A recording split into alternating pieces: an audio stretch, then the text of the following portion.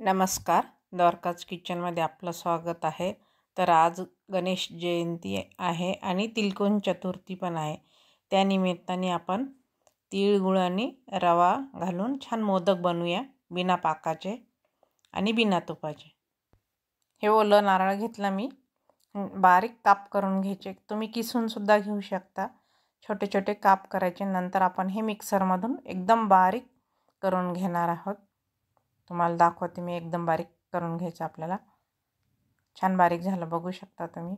आणि आपण गूळ पण किसून घेणार आहोत, म्हणजे बारीक किसला गेला म्हणजे लवकर आपला वितळल्या जाते कढईमध्ये।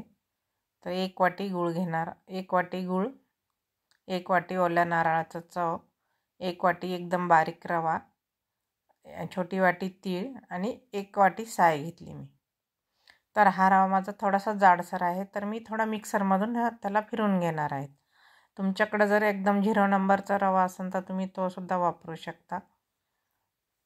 तर थोडा फिरवून घेतला मी। शक्यतो बारीकच रवा वापरा, म्हणजे छान आपले मोदक तयार होतात। आता आपण पहिले तीळ भाजून घेऊया। छान चटचट होईपर्यंत आपण हे तीळ भाजून घेऊया आणि थंड करायला ठेवूया एका प्लेटमध्ये काढून। तीळ थंड होते तोपर्यंत आपण रवा पण भाजून घेऊया। थोडंसं तूप घातलं आणि रवा घातला। रवा छान मंद गॅसवरती आपल्याला भाजून घ्यायचा आहे, थोडासा सोनेरी कलर येईपर्यंत। आपल्याला गॅस कमीच ठेवायचा, गॅस कुठेही वाढवायचा नाही आहे। सारखं हलवत राहायचं, म्हणजे एकसारखा आपला रवा भाजला जाते। बघू शकता तुम्ही, छान सोनेरी कलर आला। त्यामध्ये आपण आता हे ओल्या नारळाचं चव घातला 1 वाटी।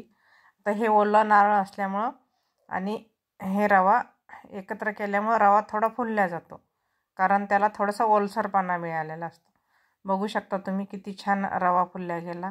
आता आपण हे तीळ थोडेसे जाडसर भरडून घेतले, ते घातले।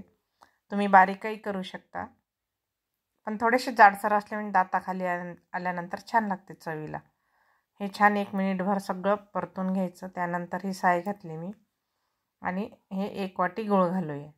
छान मिक्स करून घ्यायचं आपल्याला, एकजीव करून घ्यायचा, कारण गूळ घातल्यानंतर हे पुन्हा मिश्रण पातळ होत जातं। सारखं हलवत राहायचं, म्हणजे खाली पण लागत नाही आणि व्यवस्थित आपलं हे परतलं जातं मिश्रण। तर अधूनमधून 1 मिनिटभर झाकण ठेवायचं आणि पुन्हा हे मिक्स करून घ्यायचं। छान छान एकजीव करून घ्यायचं। असं 2-3 वेळा करायचं। थोडंसं जायफळ घातलं मी किसून। पुन्हा आपण झाकण ठेवून 1 मिनिटभर छान परतून घेऊया। छान घट्ट होईपर्यंत आपण हे शिजवून घेऊया। पुन्हा झाकण ठेवलं मी 1 मिनिटभर। छान घट्ट गोळा होईपर्यंत परतून घ्यायचा। आता गॅस बंद करायचा आणि थोड्या वेळ झाकण ठेवायचं। तोपर्यंत आपण हे मोदकचे साचे घेतले, त्याला तूप लावून घेऊया। तोपर्यंत आपण ते मिश्रण ठेवलं झाकून, ते पण छान फुलल्या जाते। आता आपण एका प्लेटमध्ये काढून घेऊया आणि थोडंसं थंड करून घेऊया। थोडंसं खालीवर करून थंड करून घ्यायचं। हे मोदकच्या साच्याला आपण तूप लावून घेतलं, त्यामध्ये हे सारण भरून घ्यायचं।